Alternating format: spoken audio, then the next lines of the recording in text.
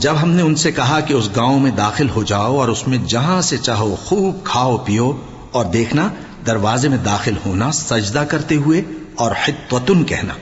ہم تمہارے گناہ معاف کر دیں گے اور نیکی کرنے والوں کو اور زیادہ دیں گے،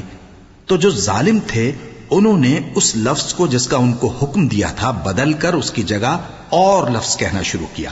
پس ہم نے ان ظالموں پر آسمان سے عذاب نازل کیا کیونکہ نافرمانیاں کیے جاتے تھے۔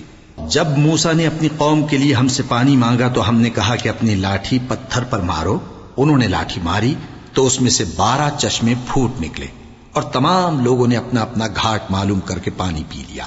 ہم نے حکم دیا کہ اللہ کی عطا فرمائی ہوئی روزی کھاؤ اور پیو اور زمین میں فساد نہ کرتے پھرنا۔ اور جب تم نے کہا کہ موسیٰ ہم سے ایک ہی کھانے پر صبر نہیں ہو سکتا تو اپنے پروردگار سے دعا کیجئے کہ ترکاری اور ککڑی اور گیہوں اور مسور اور پیاز وغیرہ جو نباتات زمین سے اگتی ہیں ہمارے لیے پیدا کر دے۔ انہوں نے کہا کہ عمدہ چیزیں چھوڑ کر ان کے بدلے ناقص چیزیں کیوں چاہتے ہو؟ اگر یہی چیزیں مطلوب ہیں تو کسی شہر میں جا اترو،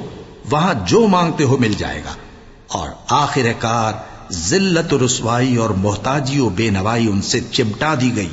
اور وہ اللہ کے غضب میں گرفتار ہو گئے، یہ اس لیے کہ وہ اللہ کی آیتوں سے انکار کرتے تھے